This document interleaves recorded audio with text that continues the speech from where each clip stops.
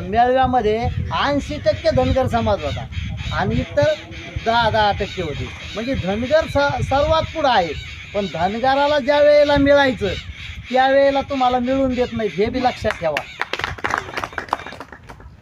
तर सर्वप्रथम तुमचं मी अभिनंदन यासाठी करीन काळे सर, की खंडोबारा हे आपलं दैवत आहे आणि या दैवताचं तुम्ही या ठिकाणी दिव्य आणि भव्य असं मंदिर बांधलेलं आहे, म्हणून तुमचं मी अभिनंदन करीन.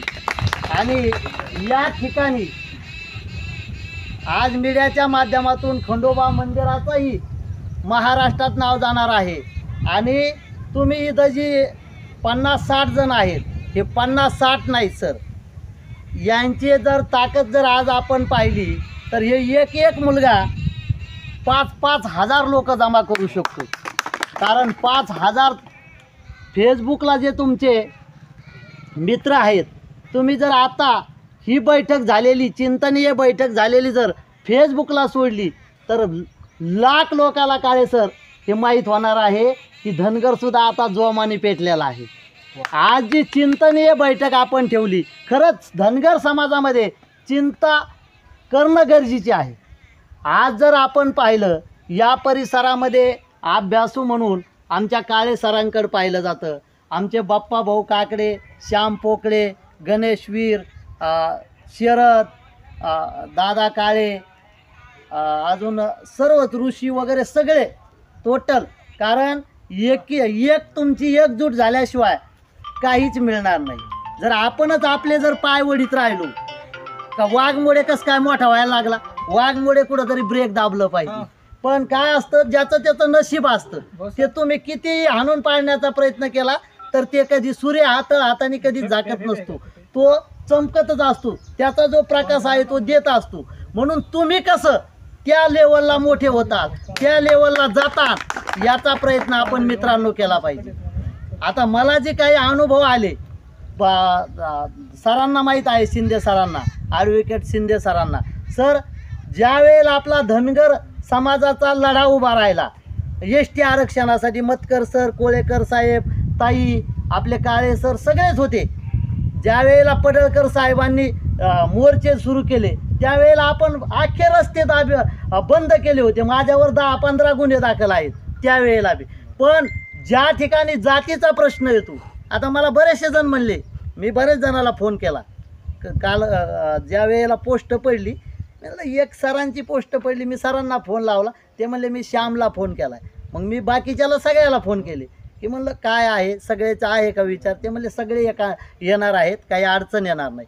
कारण आपण काम करत असताना कुठला मत भेद हे सगळं आपण सोडलं पाहिजे.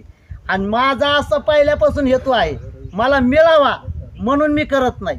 पण भगवंताने मला कमी पडून दिली नाही, कुठंच नाही दिली पडून, तुम्हाला माहीत आहे. कारण मला मिळावा याच्यासाठी काम करायचं नाही. गीतेमध्ये भगवान श्रीकृष्ण परमात्म्याने सांगितलं, कर्मण्ये मा फलेषु कदाचन, तुम्ही तुमचं कर्म करत राहा, फलाची अपेक्षा करू नका. जर तुम्ही तुमचं प्रामाणिकपणे जर काम केलं तर ते काम कुणीच हिसकून घेऊ शकत नाही. आणि धनगर समाज हा सर एवढा प्रामाणिक आहे, एवढा प्रामाणिक आहे, मी महाराष्ट्रात पाहतो, कीर्तनाच्या माध्यमातून पाहतो. माझे कालच्या या लढ्यामध्ये सर तुम्हाला तर माहीत आहे कीर्तन किती होत होते माझे, पण मराठा ओबीसी झालं आणि मी बाजू धरली. म्हणलं ते कीर्तनाला महत्त्व नाही, पण आपलं राजकारणाचं जे अस्तित्व आहे ते टिकलं पाहिजे. आणि पैसा आज नाही उद्या बी कमवू आपण. पण धनगर समाजाचे अवस्था जी आहे आज आपण पाहतो खेड्यापाड्यानी धनगर समाज हा रवी भाऊ, तुमचं नाव राहिलं बघा गडबडीमध्ये, रवी भाऊचा बी गेल्या बारचीला त्यांनी बऱ्याच वेळा रस्ता रोको वगैरे केला. पुढाकार घेणं हे महत्त्वाचं आहे. कुणीतरी पुढं आलं पाहिजे. कारण इतिहासात जर तुमचं नाव ठेवायचं असेल तर कुणीतरी पुढं आलं पाहिजे. आता एक वेळेला अशी जंगलाला आग लागली, जंगलाला, आणि जंगलाला आग लागल्यानंतर जे मोठे मोठे प्राणी होते जंगलामधले, शिंदे सर, सगळे प्राणी पळून गेले. पण एक छोटीशी चिमणी, आणि तिने विचार केला की हे जंगल आपण विजवलं पाहिजे. आणि ते माकड एक तिचं चेष्टा करायला लागलं. माकड म्हणलं, अगं चिमणे, तुझा जीव किती तुझ्या चुंचीमध्ये पाणी किती बसतं आणि तुझ्याच्याने कुठं ही आग विजत असती का? त्या चिमणीने असं मित्रांनो उत्तर दिलं. ती म्हणली मला माहीत आहे माझ्या या चोचीतल्या पाण्याने आग विझणार नाही, पण ज्या वेळेला हा जंगल पेटलं याचा ज्या वेळेला इतिहास लिहिला जाईल त्यावेळेला त्या इतिहासामध्ये लिहिलं जाईल का त्या ठिकाणी कुणीच नव्हतं, पण एक छोटीशी चिमणी होती आणि ती पाणी टाकण्याचा प्रयत्न करत होती. म्हणून तुम्ही बसलेल्यापैकी एकही कमी नाही. हे जर आपण मनाव घेतलं तर येणाऱ्या 18 तारखेला आपण 1000 लोक गेवराईच्या बैठकीला गोळा करू शकतो, तुमची जर सगळ्यांची साथ असली. 18 तारखेला. कारण आपलं जे आरक्षण आहे हे महत्त्वाचं आहे. आपल्याला ओबीसीचं आरक्षण नंतर सर हां, पण एस टीचं जे आरक्षणाचा प्रश्न आहे हा गेल्या स्वतंत्र काळापासून आपला प्रलंबित आहे. अनेक नेते झाले, आपल्या कोळेकर साहेबांनी सांगितलं, आणि जाऊ द्या तो नेता मोठा झाल्यानंतर आपण जागृत झालो. आज जानकर साहेबच नसते आणि त्यांनी जर 1997ला मोर्चा दिल्लीमध्ये एस टी आरक्षणाचा काढला नसता तर परमेश्वर वाघमोडे इथं दिसला असता तुम्हाला. तुम्ही या ठिकाणी एवढे जागृत नसता. उमापूरमधले सगळे कंपनी त्यावेळेला मी जेव्हा रासप होतो सगळ्यांनी मला साथ दिली, रवी भाऊ सगळे होते. का तर एक माणूस तुमचा जागृत झाला, एक पदावर गेला तर 1000 लोक त्याच्या माध्यमाखाली सुधरत असतात, विचार तरी बदलत असतात. कारण विचार बदलणंच ही काळाची गरज आहे. आज आपण दुसऱ्या समाजाला नाव ठेवायचं नाही, पण दुसऱ्या समाजाकडे जर पाहिलं तर एवढ्या चिकटीने आणि एवढ्या प्रयत्नाने ते त्यांचा हक्क हिसकून घेतात. कारण त्यांना माहीत आहे, आज वंजारी बांधव पा त्यांना माहीत आहे सत्ता हिसकून घ्यायची असती ती मागून मिळत नसती. सत्ता आणि राजपट कधी हिसकून घ्यायचं शिकलं पाहिजे, मागून मिळत नाही. आणि ही स्थिती इतर समाजाची आहे. अहो धनगर समाजाच्या नंतर आपले बंजारा बांधव तेवढ्या स्पीडने पुढं चाललेत. मग आपण किती भाग आहेत? आज मी विचार केला, मला 50 फोन आहेत, खोटं वाटत असलं तर. सर त्या बैठकीला तुम्ही गेल्यानंतर काय होईल? म्हणलं काय होईल? तुम्ही काल परवाच मेळावा घेतला, रिॲक्शन होईल. म्हणलं काय रिॲक्शन व्हायचा काय संबंध आहे? म्हणजे तुम्हाला खायचं म्हणल्यावर जमतंय आणि आमच्या धनगराचे काही प्रश्न असल्यानंतर ओबीसी येते का? हा, अरे आमचा धनगर समाजच आमचा बेस आहे ना. वाघमोडे महाराजांना जे कीर्तन मिळते ते फक्त धनगर समाजाच्याच गावाने मिळतील. अजून तुम्ही पहा गावाचे नाव मी पॉम्पलेट टाकल्यानंतर, मग मी माझा धनगर समाज का सोडू?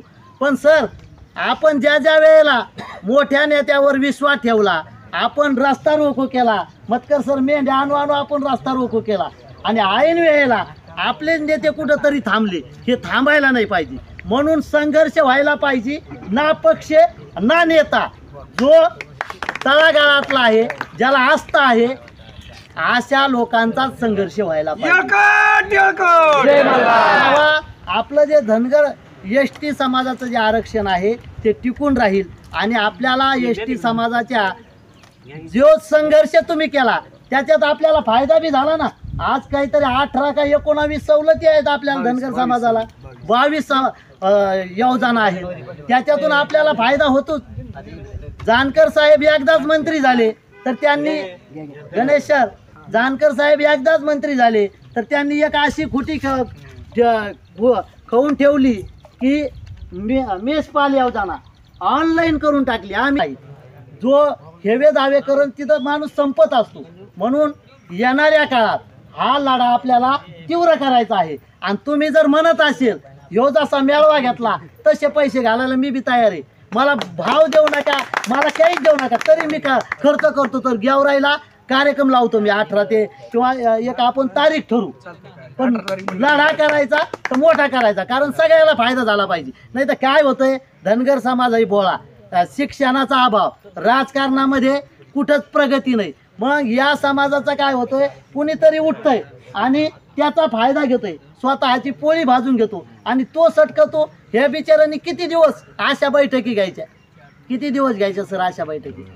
हां, कुठंतरी यांना बी भेटला पाहिजे. तुम्ही म्हणता आता आपल्याला मंत्रालयावर मोर्चा न्यायचा, नेऊ आपण, पण तेवढे आपणही पक्के झालो पाहिजे. कारण समाजाची दिशाभूल होता कामा नाही. आणि मी आता सांगितलंय कुठला पक्ष नाही काय नाही, मी सामाजिकच काम करणार आहे. त्याच्यामुळं माझं कुठं चुकलं तर तुम्ही मला बुटाने आणा, पण समाजाला कुठं आपल्याला चुकीच्या मार्गाने, कारण या समाजाला दिशा नाही बरं का. जो येतो तू तिथपर्यंत त्या पॉईंटपर्यंत नेतो आणि त्याला वाटलं का माझं आता साधायला लागलं तेव्हा अंग काढून घेतो, समाज तोंडावर पडतो. हे असं होता कामा नाही. म्हणून आजची खरंच चिंतनीय बैठक आहे आणि आपण 100% या ठिकाणी तुमचा अमोल असा वेळ देऊन तुम्ही या बैठकीला या ठिकाणी हजर राहिलात. कारण अनेक जणांनी तुम्हाला फसवलेलं आहे. काहीला वाटतं आज माणसाची अशी मनस्थिती आहे की धनगराला एसटीतलं आरक्षण मिळत नाही. पण या जगामध्ये प्रयत्न जर केलं, प्रयत्न हे वाळूचे कण रगडीता तेलही गळे, प्रयत्न अंती परमेश्वर. म्हणजे मी माझं नाव घेतो असं नाही. प्रयत्न अंती परमेश्वर. तुम्ही जर प्रयत्न केले तर या जगामध्ये अशक्य काहीच नाही. म्हणून सर्वांनी या ठिकाणी वेळ दिला. माझं लांबलेलं भाषण या ठिकाणी मी थांबवतो, कारण वेळ कमी आहे. मुलांना सगळ्यांना खंडोबाची मूर्ती आणण्यासाठी जायचं आहे. आणि सगळ्यांनी आपल्या फेसबुकवर, व्हॉट्सअपवर आज हे जे काही यूट्यूबला पडेल ही जास्त फॉरवर्ड करण्याचा प्रयत्न करा आणि या महाराष्ट्राला कळू द्या की पुन्हा एकदा ताकदीने धनगर समाजाचे तरुण मंडळी या लढ्यामध्ये उतरलेले आहे. एवढं बोलतो आणि थांबतो. जय मल्हार.